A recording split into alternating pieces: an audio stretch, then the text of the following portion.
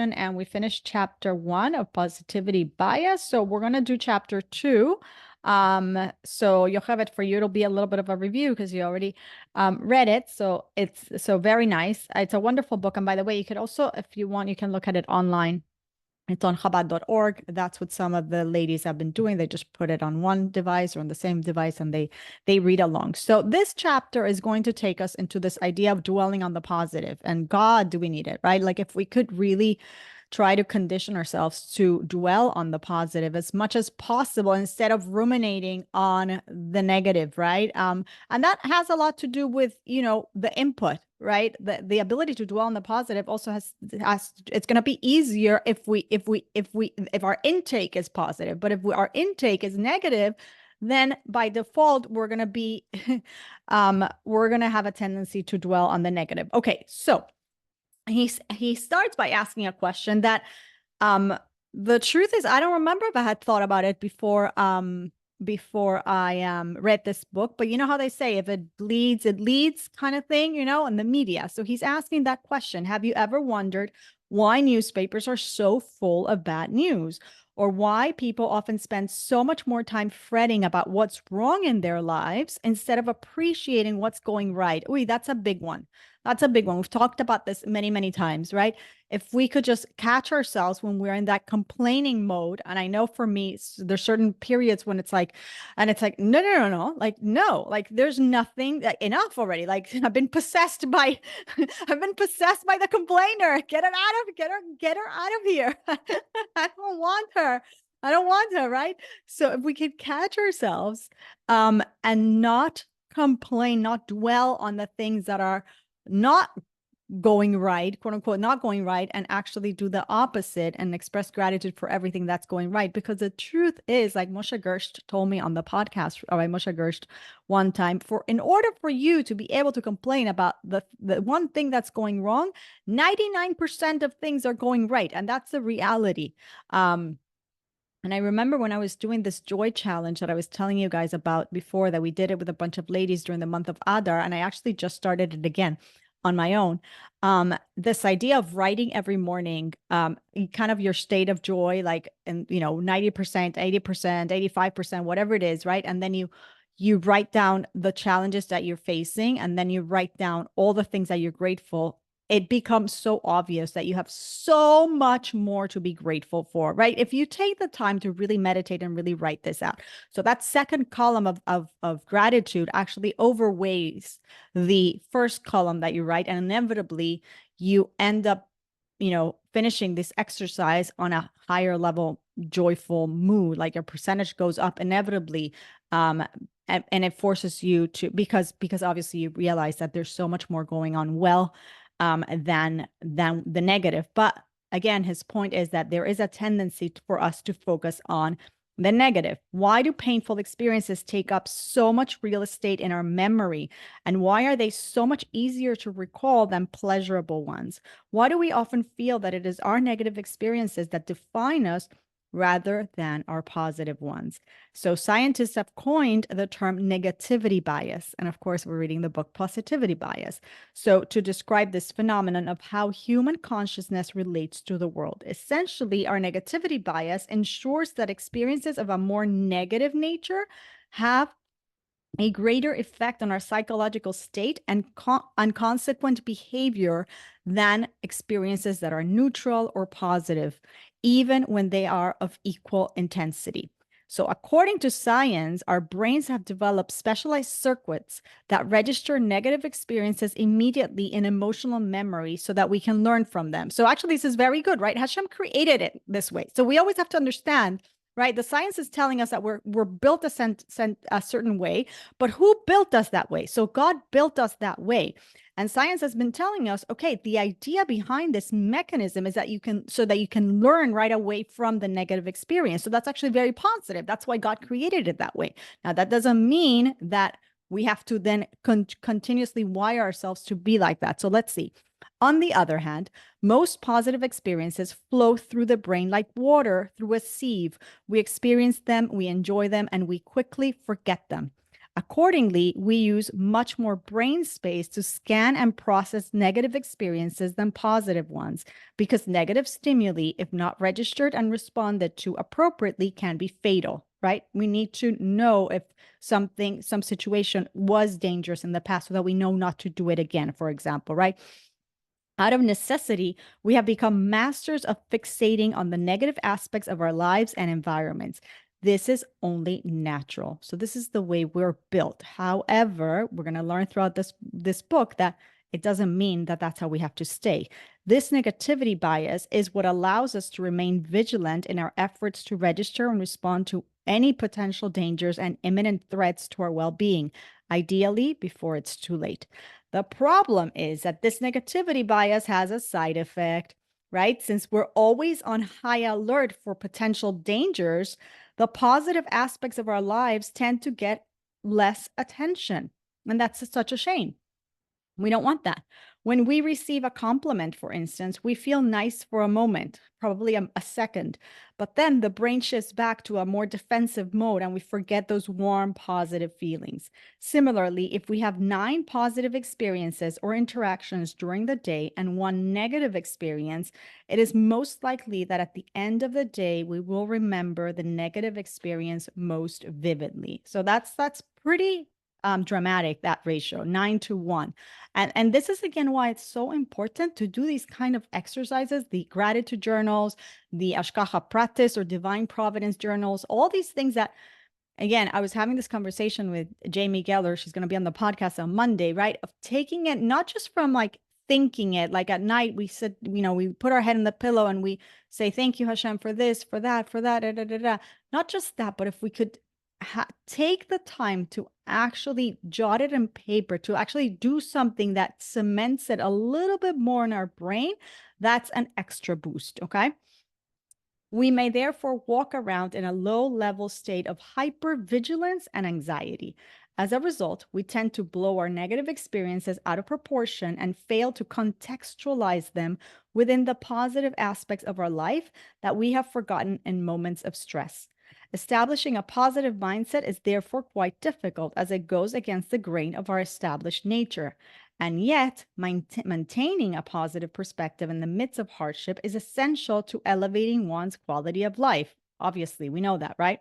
The Rebbe was well aware that the natural tendency of human consciousness the Rebbe was well aware of the natural tendency of human consciousness to dwell on the negative. Nevertheless, he consistently insisted that we could change our experience of life for the better by making conscious and concerted efforts to focus and dwell on the positive. So again, if you're a person who struggles with this, I'm going to stress it again. Take the time. You owe it to yourself. You owe it to your loved ones, to those around you. Take your time to invest in your level of happiness, in your level of positivity, in your mental health. Take the time to cement these ideas and keep a gratitude journal. Do the joy challenge that I was describing. Keep a journal of jotting your Ashkacha practice moments. And there's other many things that you can do, but these ideas, really invest in yourself. Because again, we have that natural tendency, but it doesn't mean that we have to be slaves to it.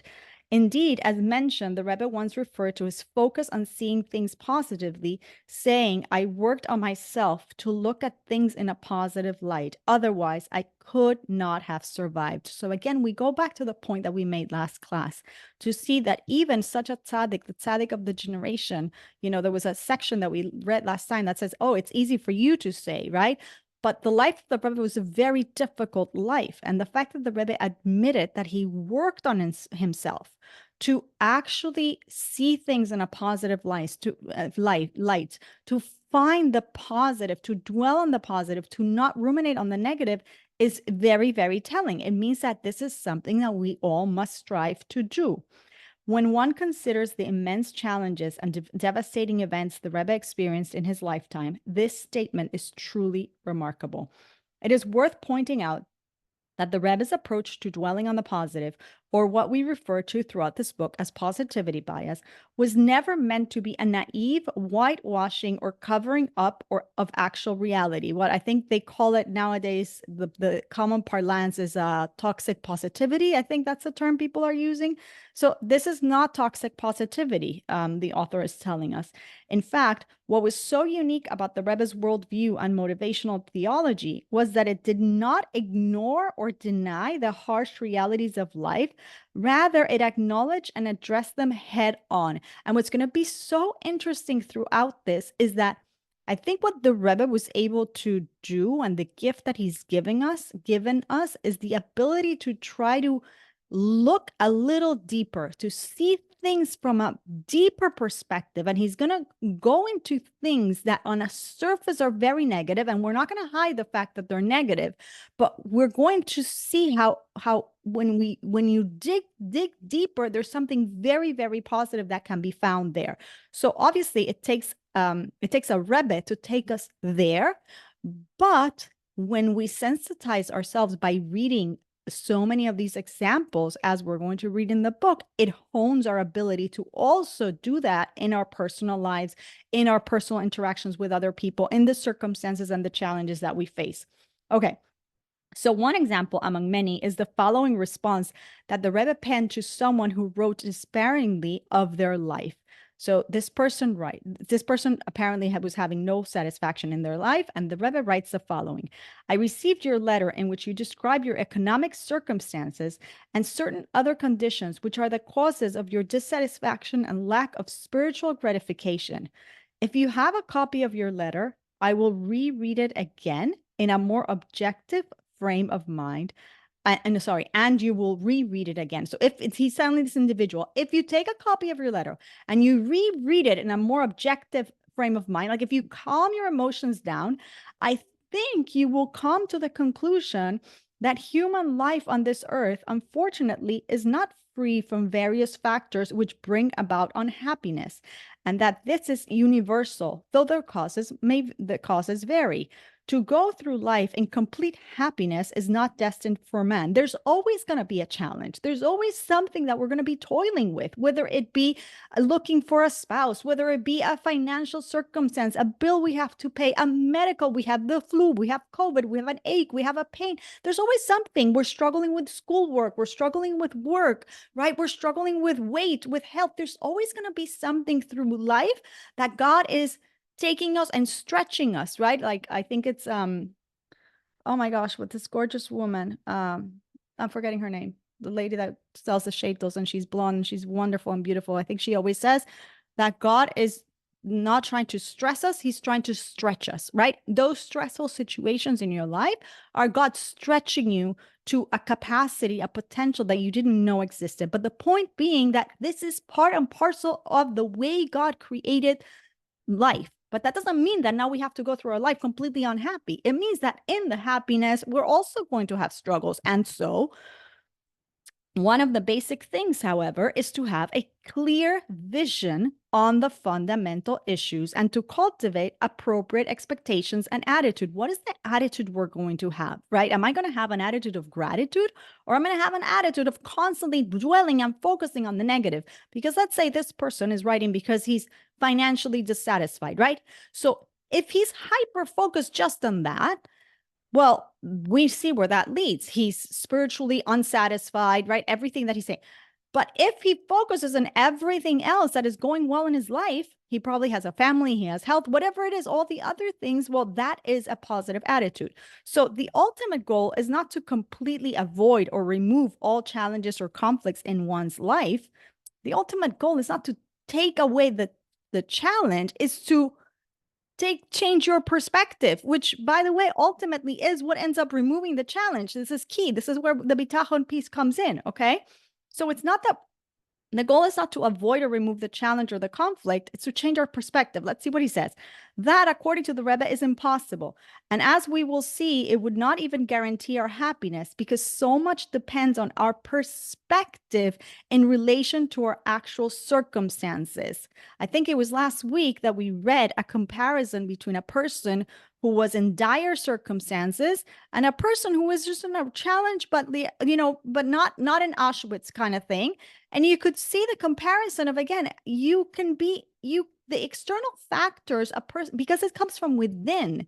It comes so from within. The external factors could be to a level that a person could still be happy and content, even in quite stressful situations. I'm not saying, God forbid, I'm not saying we should look to extremes, but the idea here is that it's all perspective, and what we want to gain is perspective, because thank God, and it should always continue like this, the issues that we have in life, God willing, will always be of the smaller kind, the not the big kind. We don't want the big challenges, but we have to acknowledge there's always going to be something. There's always going to be something. I was actually, my husband just called me 20 minutes ago. He said something's leaking, right? It's a silly thing, but yeah, you know what? It starts a leak, and now what? The leak, where's the leak? The plumber, the whatever. Saying obviously there's bigger challenges in life. We'll take as many leaks. You know what I mean? Like, we'll take the small challenges, but even within that, a person could now become miserable the whole evening and thinking about the cost of the plumber and the who knows what and the mold and the I don't know what, right? Or you could say, okay, so ya, o sea, capara, you know what I mean? Like, okay, so there's a leak, transactional. We call the plumber and we move on. There's so much, and you're not going to be miserable to your kid and to your husband and to da da da da da. Becomes a whole spiral. Okay, why? Because our brain gets stuck in it. We get focused on it, and so we need to learn to not do that, to remove ourselves from the negativity. Okay, so.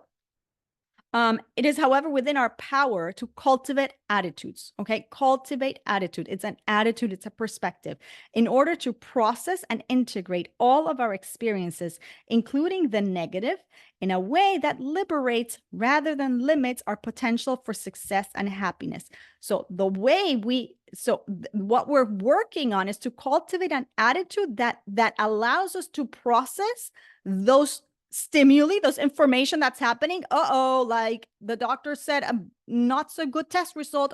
There's a leak. My kid is not doing well in school. Whatever the situation is, right? To be able to have an attitude that then is going to liberate my potential for actually succeeding at that challenge and finding the light in the challenge, finding the light, the goodness and the truth in the challenge. So seeing life from a wider angle than just our own immediate experience is a crucial first step in shifting our negative response patterns. Because what happens actually scientifically, even, like, we get myopic vision, right? When a person goes into these high levels of cortisol and stress hormones and all that, the peripheral vision reduces. Like, you literally, when you say, like, oh my gosh, you're stuck in tunnel vision, you only see the bad, the problem, the story, the negative story. Because really physiologically, people go into that mode. Okay, so we need to break away from that so that we can try as much as possible, have an expansive mindset. And again, a lot of this comes back to cementing in our consciousness all the times that we've experienced the Yeshuas, the salvation, right? All of that, and even in our collective history. That's why I always bring the example of the Red Sea, because it's so clear. It's like, my gosh, like, what is not clear about that? And that is an experience that we can all have every single day of our life with every challenge. There is a sea. There was no way to move forward. You have the ocean in front. You have the Egyptian army in the back. Where are you going to go? And yet, when you take the dive and you continue to move forward, the sea splits, right? So, but that's something that when we see it in our lives, when we see every time that continuously happens and we choose to focus on it, it expands our perspective so that we have that wider lens that the Rebbe is encouraging us to have, rather than be narrow focused and look just at the problem. So the idea, like we used to say in the Shar B'Tachon, the Shar B'Tachon class, is that it's a choice to live in the problem or to live in the solution. That's something that comes from Michael Safdie and his daily Bitachon WhatsApp, right? This concept, like, if there's a challenge, the solution has already been created because the one who sends the challenge is the one who sends the solution. So it's all one thing. So it's my choice to really hone in the understanding that the solution exists. Right? If I'm in it, it's just around the corner. So I can choose to be in that state. I'm not saying this is easy. I'm saying this is why we take these classes and we dwell on these and we help each other and we read this and we learn all this week in and week out, right? Okay. So, okay, so doctor's orders. Okay, so then interestingly, the Rebbe makes a similar point regarding the Rambam Maimonides. In a letter written by the Rebbe to someone regarding the necessity of maintaining an optimistic outlook, he wrote, "It is clearly observable that to a great and discernible degree, the effect of one's life events depends largely on how one reacts to them," right? Who does it remind us of? Viktor Frankl, right? A Man's Search for Meaning. And who is a better example of this than Maimonides, whose outward life was filled with misfortune, turbulence, suffering, and tragedy? May the merciful one save us to a greater degree than the average person. Nevertheless, he maintained a very positive and, in today's vernacular, optimistic view on life, as articulated in his work, The Guide for the Perplexed. The Rebbe here refers to the following passage from the Guide for the Perplexed, and it goes as follows. People often think that the evils in the world are more numerous than the good things. Many sayings and songs of the nations dwell on this idea. They say that a good thing is found only exceptionally, while evil things are numerous and lasting. Not only common people make this mistake, but even many who believe that they are wise. And this is so contrary to Yiddishkeit, to even have the concept that there is more bad in the world than good, right? That the good is only the exception, that it's bad. It's like a gem that you're going to find. No, like that's contrary to the entire idea that we discussed last week of Basi Lagani, of the world is Hashem's garden, right? It's a beautiful, wonderful world. Yes, are there things that need to be fixed? 100%, and that's why we're here. But to believe that that the good is the exception is completely antithetical to Yiddishkeit. Okay. The error results from judging the whole universe by what occurs to a single person. Listen to this very carefully, because what he just said, really is part of an answer that one would give to, and we've had this conversation in class before, when we have the bitachon conversation and the Yetzer Hara, and we've all had it, the cynic in us says, oh, but that person could not feed their kids. Oh, but that person had a disease. Oh, but that person lost their house, right? And so we find the one thing, and it's like, that is not where we need to focus on. I don't know why that person had to overcome that challenge. What I know is what the Torah is telling me, that God is reliable, that he is dependable. What our sages have told us, that this is a beautiful world, that it's full of goodness and kindness, and the exception is the not good, right? So that's what I know. I don't know about why, like we say in Spanish, fulana, sutana, mengana, this one, that one, this happened. This is not for me to analyze. I don't have the answers. I don't need the answers. That's God's business. Okay. What I need to know is who is God and what is Torah. Okay. Only an ignorant person believes that the whole universe exists for him alone, as if nothing else required any consideration. If, therefore, anything happens to him contrary to his expectation, he at once concludes that the whole universe is evil. If, however, he would take into consideration the whole universe, form an idea of it, and comprehend what a small portion he is of it, he will find the truth. When one is able to zoom out from a narrow self-orientation, it becomes possible to appreciate that all in all, creation is overwhelmingly good and, quote unquote, in order. This is a garden. It's not a wild jungle. It's a beautiful garden. It's in order. The roses are where they need to be. The hydrangeas are where they are. Like, it's beautiful and orderly. Stars in their orbits, seasons turning, mountain heights, ocean depths, bird song in the morning, etc. Of course, our lives are also full of worries, dangers, and dramas. It's that, again, like we said, that is part of life. There are roller coasters that we're gonna ride, okay? But we must not get stuck in our own circumference and fall prey to negative projections and self-fulfilling prophecies. This is key language that he's using here. Self-fulfilling prophecies, right? I mean, what is it? What do they say is the acronym for fear? What is it? I'm forgetting. But like this idea that something that it's never going to happen. It's only happening in your head. Okay. Contemplating one's place within the vast wonders of creation is a time-honored practice of dwelling on the positive. Don't forget what you have, okay? And again, this takes us to the gratitude. One significant side effect of the negativity bias is that we tend to fixate on what is lacking in our lives rather than what we have. And again, we have so much, like we live in such an abundant world and life. All our lives is completely abundant. It's incredible how much we have. In another pointed letter written to an individual who complained that he had never, can you imagine? Look how myopic we get that this person was able to say that he had never experienced goodness in his life. Isn't that so sad? It's heartbreaking. It's really, really, really heartbreaking. And this is why we have to make such an effort to learn these things, that God forbid we should never get to a point that we're able to say such a thing, because it's not true. How could we say that? Just the fact that we have our bodies functioning, just the fact that we, and I'm sure the answer, you'll see, I've read this many times, the answer that the Rebbe gives is very poignant. So let's see what the Rebbe says to this individual who says that he's never experienced goodness in his life.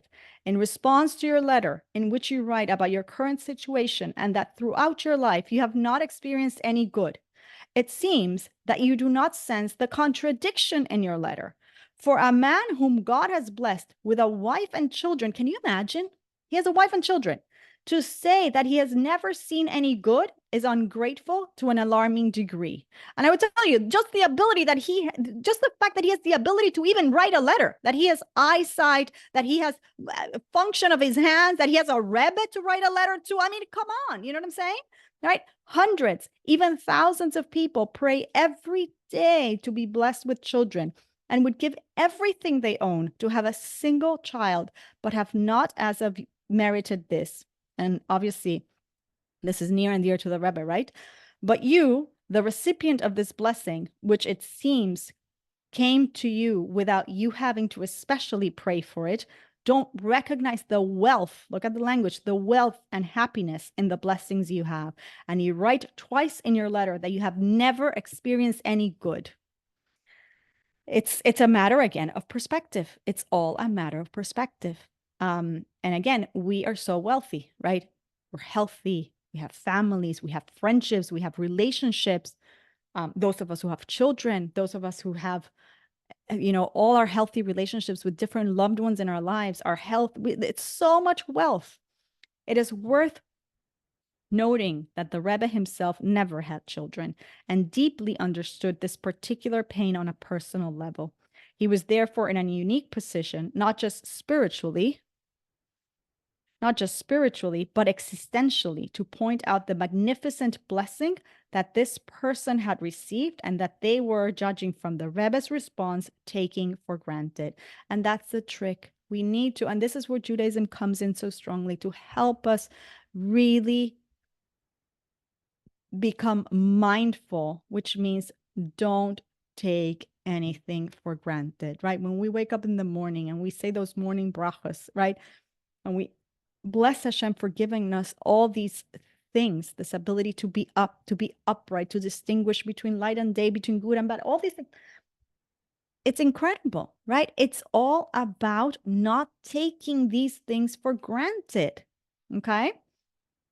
Too often, we simply don't keep the good things in our life at the forefront of our mind. We are too busy scanning for threats and dangers.